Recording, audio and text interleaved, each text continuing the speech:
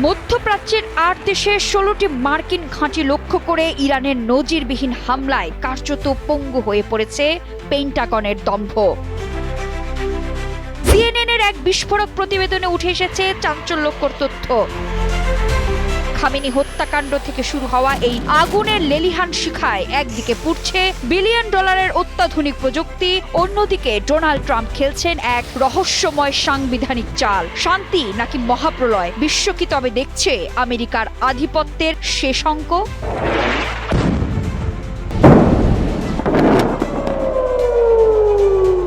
ও তার মিত্রদের সুনির্দিষ্ট হামলায় মধ্যপ্রাচ্যের ৮টি দেশে অন্তত ১৬টি মার্কিন সামরিক স্থাপনা এখন ধ্বংসস্তূপ। কুয়েতের বুহরিং থেকে সৌদি আরবের প্রিন্স সুলতান ঘাঁটি সর্বত্রই এখন হাহাকার। প্রত্যক্ষদর্শীরা বলছেন, এমন অত্যাধুনিক প্রযুক্তির হামলা তারা আগে কখনো দেখেননি।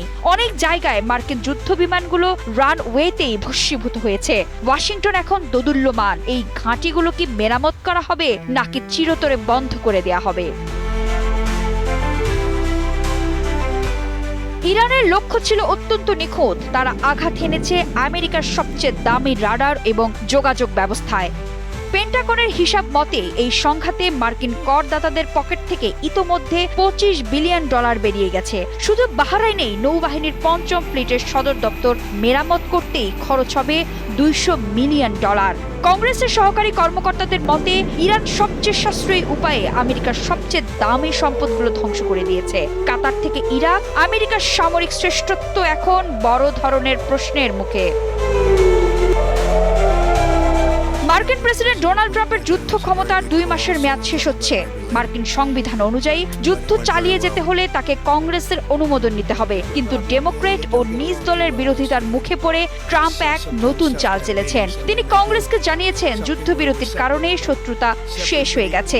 এর মাধ্যমে তিনি অনুমোদন নেয়ার আইনি জটিলতা এড়াতে চাচ্ছেন। যদিও পর্দার আড়ালে অস্ত্র মজুদ এবং যুদ্ধের প্রস্তুতি কিন্তু থেমে নেই। শান্তির জন্য পাকিস্তান আবারও মধ্যস্থতাকারীর ভূমিকায় অবতীর্ণ হয়েছে। ইরানের উপপররাষ্ট্রমন্ত্রী কাজেম গরিবাবাদী পাকিস্তানের মাধ্যমে একটি নতুন শান্তি প্রস্তাব পাঠিয়েছেন। তবে ট্রাম্প সাফ জানিয়ে দিয়েছেন তিনি এই প্রস্তাবে সন্তুষ্ট নন।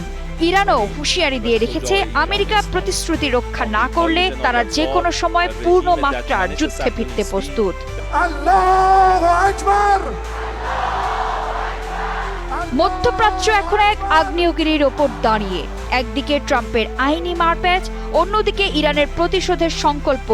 সব মিলিয়ে হয়তো কিছুদিনের মধ্যেই এই অঞ্চলের ইতিহাসের মোড় ঘুরিয়ে দিতে পারে।